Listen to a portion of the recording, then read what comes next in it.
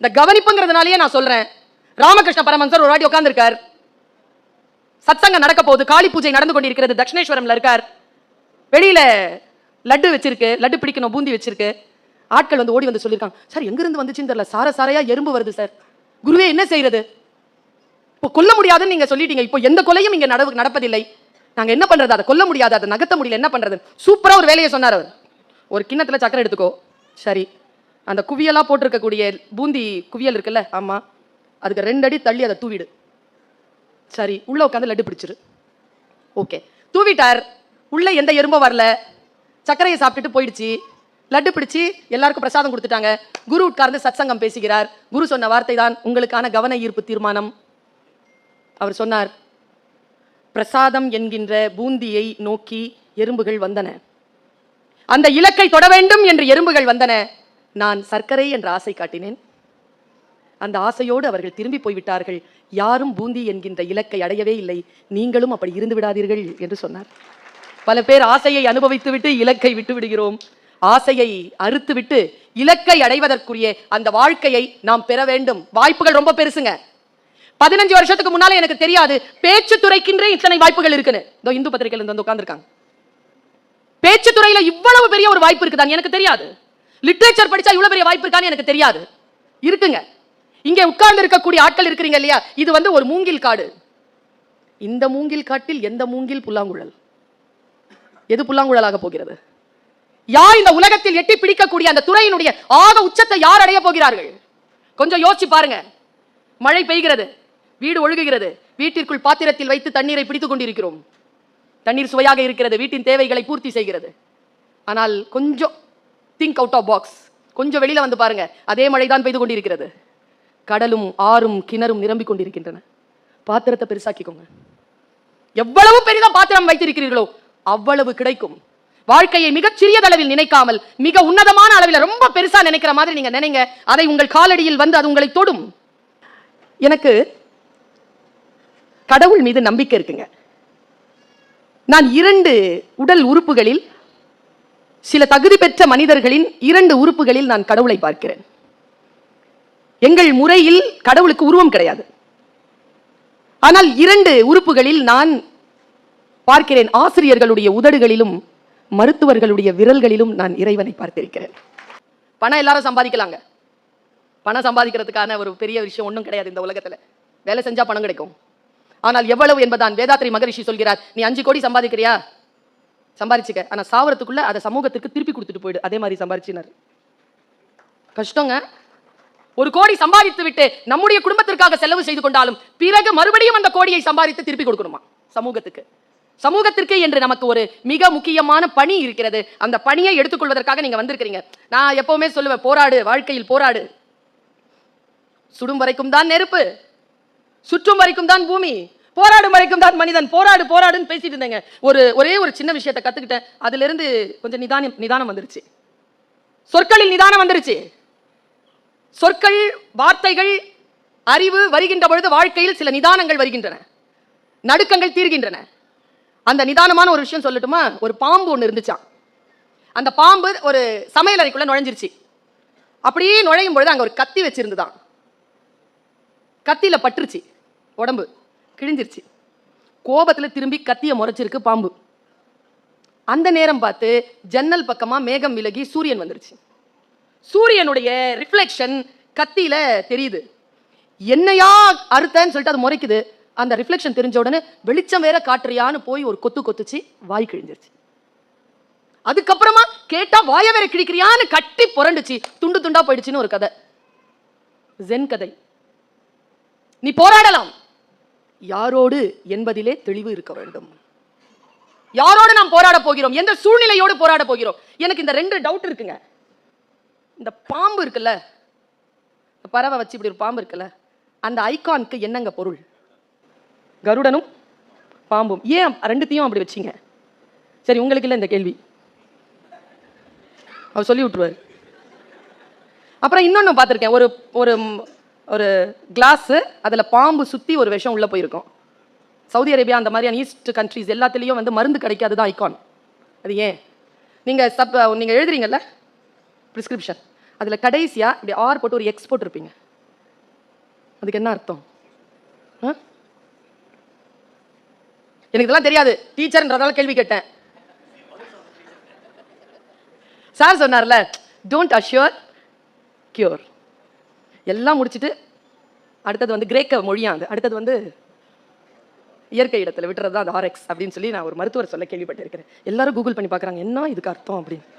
என் கிளாஸ்ல தான் இந்த தொல்லைன்னு சொன்னா இல்லை, எல்லாருக்கிட்டையும் அந்த பழக்கம் வந்துருச்சு. உடனே கூகுள். எனக்கு ஒரு விஷயம் தெரியலங்க, கூகுள் எல்லாமே மேலே இருக்கிறவன் பார்த்துப்பாங்கிற மாதிரி எல்லாமே அவன் சொல்றது சரியா? அப்ப இந்த மனிதர்களுக்கு ஒரு விஷயம் சொல்கிறேன் சகோதர சகோதரிகளே, உங்களுடைய வாழ்க்கையில் சில எதிர்கேள்விகளை கேட்டுக்கொண்டே போங்க. why not, ஏன் இப்படி இருக்கிறது? உங்களுடைய மருத்துவத்தினுடைய ஆகப்பெரிய உன்னதமான ஒருத்தர் இருந்திருக்கான், அவனால் தான் நீங்களும் நானும் இங்க நின்று கொண்டிருக்கிறோம். ஒரு குரூப் வேலை செஞ்சிருக்குங்க, தன்னலம் கருதாமல் வேலை செஞ்சிருக்கு. இந்த உலகத்திலேயே இயற்கை அளித்திருக்கக்கூடிய ஆகப்பெரிய மருத்துவ கொடை என்ன தெரியுமா? இந்த உலகத்துல 700 கோடி மக்கள் இருக்கிறாங்களா, 700 கோடி மக்கள்லயும் அனாட்டமிங்கிறது ஒண்ணுதான் எல்லாருக்கும். ஒரு நரம்பு இங்க இருக்குன்னா அந்த நரம்பு 700 கோடி பேருக்கு அங்கதான் இருக்கும். அதான் மருத்துவத்தினுடைய உயிர். அதை கண்டுபிடிச்சானே ஒருத்தன். எவ்வளோ நீங்க என்ன வேணாலும் மெடிசன் மாத்திக்கோங்க, அனாட்டமி புக் மட்டும் மாறவே மாறாது. ஒரே புக்கு தான், எத்தனை காலம் போனாலும் அந்த புக்கை மட்டும் தான் படிக்கணும். நான் அந்த வரலாறை படித்தேன். எப்படி அவர்கள் அனாட்டமியை கண்டுபிடிச்சார்கள்னா, பிணங்களை தேடி போய் அந்த அனாட்டமியை கண்டுபிடிச்சிருக்காங்க. சுடுகாடுக்கா போயிருக்காங்க. இடுகாட்டில் இருந்து பிணங்களை தோண்டி எடுத்து இருட்டிலே அந்த விளக்கை வைத்துக் கொண்டு சர்ஜரி பண்ணி அவங்க கண்டுபிடிச்சாங்க. நம்முடைய முன்னோர்கள் நமக்கு மிகப்பெரிய வழியை அமைத்து தந்திருக்கிறார்கள் என்றால் அதில் இருந்து ஆரம்பிக்கக்கூடிய நாம் எந்த எல்லைகளை தொடணும்? எனக்கு தெரிஞ்சு நான் வலி ரொம்ப எனக்கு பிடிக்காதுங்க. இந்த அனிஸ்தீசியான்னு ஒருத்தன் கண்டுபிடிச்சானே, கடவுளே, அவனுக்கு அந்த மாதிரி ஆட்களுக்கு தாங்க கோயில் கட்டி கும்பிடணும். இவ்வளவு பெரிய விஷயங்க அதெல்லாம். நான் யோசித்து பார்க்கிறேன், என்னுடைய சிந்தனை எல்லைகளை கடந்து நிற்கக்கூடிய அறிவியல் விஷயங்களை நம்முடைய மூத்தோர் நமக்கு தந்திருக்கிறார்கள். Gratitude, have gratitude, it's a magical powder. have gratitude. அந்த கிராட்டிடியூடோட நீங்க உங்களுடைய விஷயங்களை முன்னால வைங்க. எனக்கு உங்களுக்கு சொல்ல வேண்டும் என்று தோன்றுவதால் நான் சொல்லுகிறேன். எனக்கு குருமார்கள் ரொம்ப பிடிக்கும். ரெட்டி சார் இப்படி சாஃப்டா அப்படியே பேசிட்டு போயிட்டார். 60 வருஷ எக்ஸ்பீரியன்ஸ் அப்படி சொல்லிட்டு போயிட்டார். ஒரு கேன்சர் பேஷண்ட்டை 4th ஸ்டேஜ் 3rd ஸ்டேஜ்ல இருக்கக்கூடிய ஒருத்தனை எப்படி ஹேண்டில் பண்றது இப்படி சொன்னார் பாருங்களேன். ஒரு வாழ்க்கையை காப்பாற்றுவதற்கான மந்திர சொல்ல அப்படி போட்டு போயிட்டார். உன்னுடைய நோய்க்கு சர்ஜரி தேவை கிடையாதுப்பா, மெடிசன் போதுமானது. எவ்வளவு அற்புதமான ஒரு விஷயம். பல நேரங்களில் இருக்கிறதையும் பேனிக் ஆகி அதை என்கேஷ் பண்ணாதீங்கன்னு சொல்லும் போது எனக்கு அவர் சொன்னது பெருசா தெரியலங்க. சொல்லிட்டு ஒரு சிரிப்பு சிரிச்சார் மனுஷன். அந்த சிரிப்பு தான் என்ன அப்படி நலுக்குன்னு பிடிச்சது. Don't encash.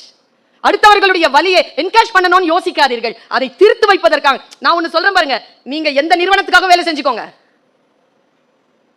நேற்று தான் படித்தேன் இன்று புதிதாய் பிறந்தோம்னு ஓஷோனுடைய ஒரு புத்தகம்.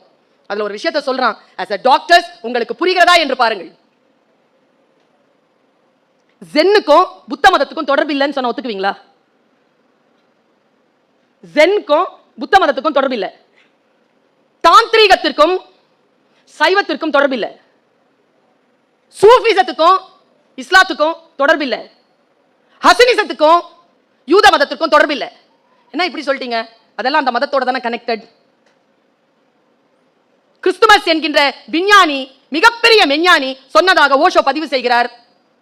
புத்த மதத்திற்கும் ஜென்னுக்கும் தொடர்பு இல்லை, ஆனால் புத்தனுக்கும் ஜென்னுக்கும் தொடர்புண்டு. தாந்திரீகத்திற்கும் சைவத்திற்கும் தொடர்பில்லை, சிவனுக்கும் தாந்திரீகத்திற்கும் தொடர்புண்டு. இஸ்லாத்திற்கும் சூஃபிசத்திற்கும் தொடர்பில்லை, முகமதுவுக்கும் சூஃபிசத்திற்கும் தொடர்புண்டு. நீங்கள் ஒன்றை நினைவில் வைத்துக் கொள்ளுங்கள். மெடிக்கலினுடைய சூழல் எதுவாக இருந்தாலும், அந்த நிறுவனங்களுடைய சூழல் எதுவாக இருந்தாலும், இண்டிவிஜுவலா நீங்க ஒரு விஷயத்தை கொள்கையை கையில் எடுத்திருக்கிறீர்கள். உங்களுக்கும் அந்த அறத்திற்கும் தான் தொடர்பே தவிர அறமற்று இயங்கக்கூடிய நிறுவனங்களிடம் இருந்து நீங்கள் விலகி நில்லுங்கள். உங்களுடைய அந்த விலகி நின்று நீங்கள் செய்யக்கூடிய அந்த பெரும் சேவை தான் இந்த மனித குலத்திற்கான மிகப்பெரிய சேவையாக இருக்க முடியும். நான் சமீபத்தில் ஒருத்தருடைய பேச்சு கேட்டேங்க. என் மனசில் சில சிந்தனைகள் வருகின்றன. ஒரு தச்சு வேலை செய்யக்கூடிய குழந்தை சர்ஜன் ஆகிறதுக்கான ஒரு லிங்க் எப்படி கொடுத்துச்சோ, பெரிய விஷயங்களை சிந்திப்பதற்கான வார்த்தைகளை நான் இதோ உங்களுக்கு தருகிறேன். என் வார்த்தையிலிருந்து அடுத்த கட்டத்திற்கு போய் உள்ள இன்பிட்வீன் லைன்ஸ் நீங்க வாசித்துக் கொள்ளுங்கள். ஒருவர் பேசிக் கொண்டிருக்கிறார். நான் அவர் பேச்சை கேட்கிறேன். ஆசிரியராக இருக்கக்கூடிய எனக்கும் அவருடைய பேச்சுக்கும் பணிக்கும் எந்த தொடர்பும் இல்லை என்று என்னால் விலகிவிட முடியும்.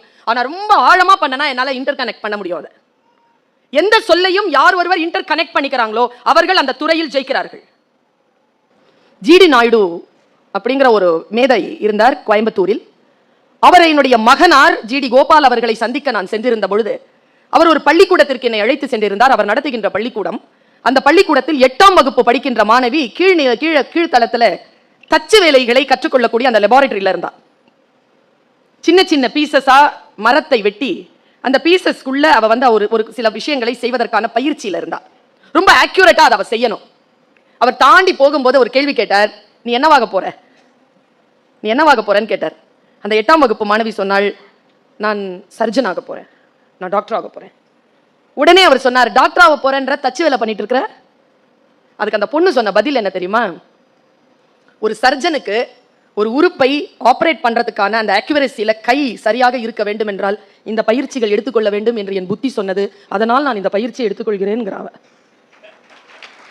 எங்கிருந்து எங்க திங்க் பண்றாங்க பாருங்க. அதனால் தான் நீங்கள் நீட்டு கொண்டு வாங்க, நீட்டாமா கொண்டு வாங்க, எதை கொண்டு வந்தாலும் தென்னகத்து பிள்ளைகளை ஜெயிப்பதற்கு இன்னொரு தேசத்தில் பிள்ளைகள் மறுபடியும் தான் பிறக்க வேண்டும்.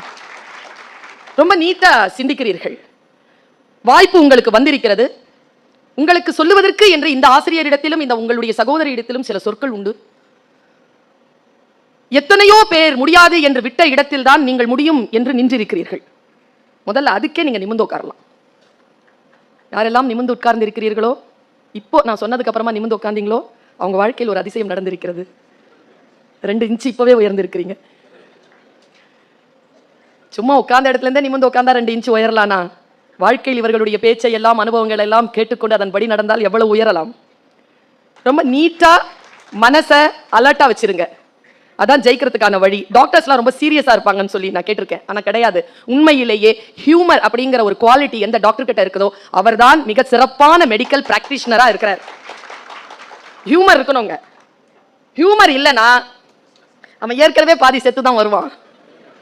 உங்களை பார்த்த உடனே அடுத்த நிலைக்கு கீழே இறங்காமல் உங்ககிட்ட இருக்கக்கூடிய, எனக்கு தெரிஞ்சு ஆபரேஷன் தியேட்டர்ல எனக்கெல்லாம் சர்ஜரி நடந்திருக்குங்க. ஆபரேஷன் தியேட்டர்ல எப்போ செடேஷன் கொடுத்துட்டு அந்த டாக்டர் கேட்பார், உன் பேர் என்ன, நீ பேச்சாளரா, ப்ரொஃபஸரா இருக்கிறியா, ஒன்றும் சொல்ல முடியாதுல்ல, நீ எனக்கு கீழே இறக்கி விட, அதுக்கப்புறம் நான் உனக்கு பதில் சொல்றேன், ஆனால் ஒன்றும் செய்ய முடியாது. ஆமா சார், எங்க வேலை செய்றீங்க, கணக்கு தெரியுமா உங்களுக்கு, தெரியும் சார், நம்பர் சொல்லுங்க, எவ்வளோ சார் சொல்லணும், 1லேருந்து 10 சொல்லு. என் டாக்டர் எனக்கு சொன்னாருங்க, 1லேருந்து 10 சொல்லுன்னாரு. 1 2 நான் நினைக்கிறேன் பிஹெச்டி வெங்காய பச்சடி தயிர் பச்சடி எல்லாம் படிச்சுட்டு இந்த ஆள் கையில் சிக்கிக்கிட்டு நம்பர் சொல்றாரு. 1 2 அப்படி சொல்லப்படாது, 10லேருந்து 9 8ன்னு சொல்லு. செடேஷன் கொடுத்துருக்காங்க, ஏறுது அது உள்ள. நான் சிரிச்சிட்டேன். 10 9 8 7 6ன்னு சொன்னேங்க. 5ன்னு சொல்லும்போது வார்டில் இருக்கேன். கண்ணை திறந்து 5ன்னு சொன்னேன். ஆப்ரேஷன் முடிஞ்சிருச்சு. பலி எனக்கு தெரிஞ்சா, எனக்கு பேரன்பு கொண்ட என் தாயை விடவும் பேரன்பு கொண்டவராக நான் பார்ப்பது வலி இல்லாமல் அல்லது வலியை நீக்கி மருத்துவம் செய்யக்கூடிய இந்த மனிதர்களைத்தான். மனிதனுடைய மிகப்பெரிய ஒரு சேவையிலே நீங்கள் உங்களை ஈடுபடுத்திக் கொண்டிருக்கிறீர்கள். உங்களை நீங்கள் செதுக்கிக் கொள்வதற்கு தனிப்பட்ட முறையில், உங்களுக்கு அறிவுரை சொல்வதற்காக அல்ல, தனிப்பட்ட முறையில் எந்த துறையை நீங்கள் கையில் எடுத்தாலும் தனிப்பட்ட முறையில் ஒரு விஷயத்தை ஞாபகம் வச்சுக்கோங்க. அறம் சார்ந்த ஒரு பணிதான் ஆசிரியர் பணியும் மருத்துவ பணியும். அதுதான் ரெட்டி சார் வேற வேற விதமா உங்களுக்கு சொல்லிட்டு போனார். அறம் சார்ந்த ஒரு பணி. இந்த அறம் சார்ந்த ஒரு பணியை கல்வியும் மருத்துவமும் கையில் எடுத்துக்கொள்ளவில்லை. இன்றைக்கு அது ரொம்ப எக்ஸ்பென்சிவா போயிடுச்சு. ஆனா அதை கையில் கொடுத்திருக்கக்கூடிய இறைவனுக்கு நன்றி. நான் ஆசிரியராக நிற்கிறேன், நீங்கள் மருத்துவராக நிற்கிறீர்கள். ரெண்டுமே ரொம்ப நோபல் ப்ரொஃபஷன், ரொம்ப மிகப்பெரிய ப்ரொஃபஷன். இறைவனுடைய மிகப்பெரிய பெருங்கருணை இல்லாமல் அந்த ப்ரொஃபஷன் அவ்வளவு சீக்கிரமா மற்றவர்கள் கைக்கு வராது. நீங்க புத்தருடைய ஒரு மந்திரம் கேட்டிருக்கீங்களா? புத்த மதத்தினுடைய மந்திரம் எப்பவுமே அந்த சாதுஸ், அந்த மாங்க் சொல்லிக்கிட்டே இருப்பாங்க.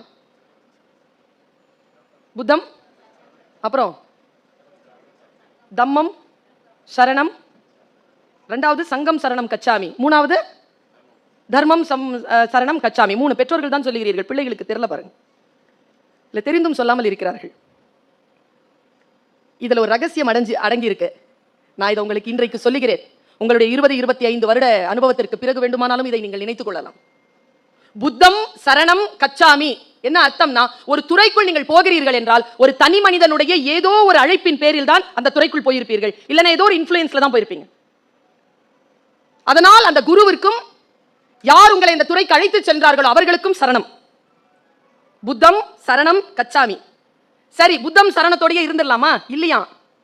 புத்தர் எங்கே கூட்டிட்டு போனாரோ அந்த சங்கம் சரணம் கச்சாமி. அந்த சங்கத்தோட நிக்கணுமா, அந்த இன்ஸ்டிடியூஷனோட நிக்கணுமா? சரி, இன்ஸ்டிடியூஷனோடயே நின்னுடலாமா? இன்ஸ்டிடியூஷன் மாற வேண்டாமா? தாமோதரன் சொன்ன மாதிரி மாறலாம். தனி மனிதனை புத்தனை விட்டு சங்கத்தை விட்டாலும் அந்த புத்தனும் சங்கமும் போதித்த கொள்கையை விட்டு ஒரு நாளும் மாறக்கூடாது என்பதற்காக தம்மம் சரணம் கச்சாமி என்று சொல்கிறார்கள் அவர் சொன்னாருங்க. தனி மனிதனும் இன்ஸ்டிடியூஷனும் முக்கியம் இல்லை, மிக முக்கியம் நாம் எடுத்துக்கொண்டிருக்கக்கூடிய கொள்கை தான். மனித சேவை என்கின்ற இந்த கொள்கையிலே நம்மை நாமே மிக ஆழமாக இணைத்துக் கொண்டிருத்தல். சங்க இலக்கியத்துல ஒரு பாட்டு ஞாபகம் வந்துருச்சு எனக்கு. ஒரு பெண் சொல்றா கடவுள்கிட்ட, முன்னால கணவன் நிக்கிறான், இன்னைக்கு இல்ல 7 ஜென்மம் போனாலும் நீதான் எனக்கு கணவன், ஆனால் நான் உனக்கு என்னவாக இருக்க வேண்டும் என்று நான் நினைக்கிறேன் தெரியுமா? நான் உனக்கு மனைவியா இருக்கணும்னு நான் வேண்டல, உன் நெஞ்சு நேர்பவளாக நான் இருக்க வேண்டும் என்று அவள் கேட்பதாக ஒரு பாட்டு எனக்கு ஞாபகத்திற்கு வந்தது. இம்மை மாறி மறுமை ஆகினும் நீ ஆகியர் என் கணவனை, நான் ஆகியர் நீ நெஞ்சு நேர்பவளே என்கின்ற அந்த பாட்டை தொட்டு காட்டினார் ரெட்டி அவர்கள். ரொம்ப நீட்டான ஒரே ஒரு விஷயத்தை சொல்லி நான் விடைபெறுகிறேன். எப்பவுமே நான் இதை சொல்வது உண்டு, முக்கியமாக இந்த இளைஞர்களுக்கு அதை சொல்ல வேண்டும். நீங்க எல்லாருமே வந்து சயின்ஸ் படிச்சவங்க, சயின்ஸ் அப்படிங்கிறது ரொம்ப அற்புதமான ஒரு விஷயம், அதை படிச்சிட்டீங்க, அதை ஆர்டிஸ்டிக்கலா பயன்படுத்துங்கன்னு சொல்லிட்டாங்க. பட் அதை நீங்க பயன்படுத்துகின்ற பொழுது எப்படி பயன்படுத்தணும் அப்படின்னு ஒரு டீச்சரா நான் சொல்லிட்டு போறேன். இதை ஒரு ராங் கிரௌட்ல நான் சொல்லிட்டேன், 17-18 இயர்ஸ்க்கு சொல்லிட்டேன் சார். அவன் எழுந்திருச்சு கத்துறான், நிஜமாவா மேடம், மேடம் இதை நம்பலாமா, உண்மையா மேடம்ங்கிறான். என்ன தத்துவம்னா, ஜலாலுத்தீன் ரூமி 12ஆம் நூற்றாண்டின் பிற்பகுதியில் இஸ்தான்புலில் பிறந்தான். மஸ்னவி என்கின்ற 60,000 கன்னிகளை கொண்ட மிகப்பெரிய அரிய நூலை நமக்கு தந்தான். அதில் ரூமி பேசுவதுதான் இந்த வார்த்தை. அதை நான் தப்பான கிரௌடுக்கு சொல்லிட்டேன், உணர்ச்சி வசப்பட்டு சொல்லிட்டேன். அவன் கேட்கிறான் நிஜமாவான்னு. என்ன தெரியுமா ஸ்டேட்மெண்ட்? நீ எதை தேடிக்கொண்டிருக்கிறாயோ அது உன்னை தேடிக்கொண்டிருக்கிறது. ஆமாம், 17 வயசு பையன். நிஜமாவா மேடம், ரூமியே சொல்லிட்டாரா மேடம், அவ்வளோ பெரிய தத்துவமா மேடம்ங்கிறான். நான் ஒன்று சொல்றேன் பாருங்க, அதை உங்களுடைய விஷயத்துக்கு அப்ளை பண்ணுங்க. நான் கொஞ்சம் இயற்கையிலேயே இந்த ஊருக்கு பிறந்தா நான் கொஞ்சம் ஹைட்டுங்க, 2 இன்ச்சு நான் ஹைட்டு. என்னால் பஸ்ஸில் உட்கார முடியாதுங்க.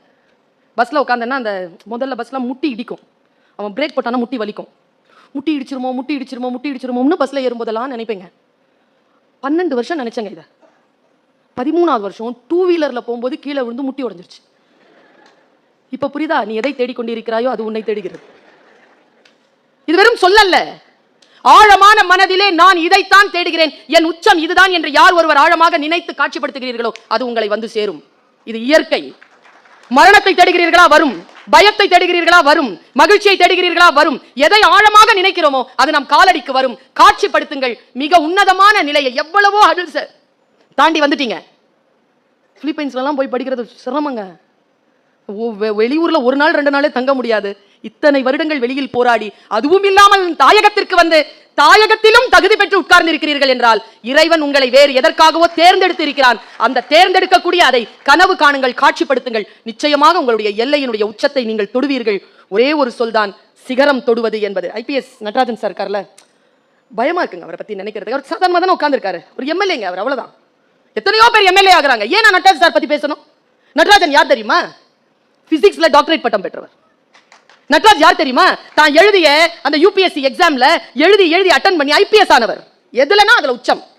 ஐபிஎஸ் ஆகி பிசிக்ஸ் படிச்சுட்டு ஐபிஎஸ் ஆகி எல்லா வேலையும் முடிச்சதுக்கு அப்புறம் வீட்டுல போய் முழங்கால் கை கால் வலிக்குதுன்னு படுத்துக்காம சமூக சேவைக்காக வந்து நின்னு எலெக்ஷன்ல நின்னு ஜெயிச்சு எம்எல்ஏ ஆனவர். என்ன எனர்ஜிங்க அவர்கிட்ட. Take him as a syllabus. Reddy சாரை பாருங்களேன், take him as a syllabus. என்னத்தா படிச்சு என்னத்தா வந்து என்ன இப்படிங்கிறான். 12 வயசு 13 வயசுல இப்படிங்கிறான். 20 வயசுல ஐ எம் வெரி டயர்ட். 40 வயசுல என்ன பண்ணுவ? Stay alert, be aware. பெரியவர்கள் எல்லாம் பாருங்கள், என்ன வயது இருக்குங்க அவங்களுக்குலாம். அந்த வயதுல முதல்ல அப்படி இருப்போமான்லாம் நமக்கு தெரியாது. முதல்ல அந்த வயது வரைக்கும் இருப்போமான்னு யோசிப்போம். அலர்ட்டா சில பேர் வந்து நின்று பேசுகின்ற பொழுது அவர்களுடைய சொற்களை விட அவர்களுடைய எக்ஸிஸ்டன்ஸ் இருக்குல்ல, அது நம்மை ஆசீர்வதிக்கக்கூடிய எக்ஸிஸ்டன்ஸ். இங்க உட்கார்ந்து இருக்கவங்களுடைய எக்ஸிஸ்டன்ஸ் இருக்குல்ல, ஆசீர்வதிக்கக்கூடிய எக்ஸிஸ்டன்ஸ். அந்த எக்ஸிஸ்டன்ஸ், அந்த பவர், அந்த எனர்ஜி, அந்த சக்தி நிலையை சரியா உள்வாங்கிக்கோங்க. இவர்கள் அந்த இன்னிங்ஸை இவங்க என்ன தெரியுமா 10வது ரவுண்ட் ஓடிட்டு இருக்காங்க. 10வது ரவுண்ட் ஓடிட்டு இருக்காங்க. நீங்க இப்பதான் தொடங்கி இருக்கீங்க. எவ்வளவு எனர்ஜியோட தொடங்கணும். நல்ல எனர்ஜியோட வாழ்க்கையை தொடங்குங்கள். யார் எதை பார்த்தாலும் அதை ஒரு சப்ஜெக்டா, அதை ஒரு சிலபஸா மனசுக்குள்ள எடுத்துக்கோங்க. கற்றல் என்பது நிகழ்ந்து கொண்டே இருக்க வேண்டும்.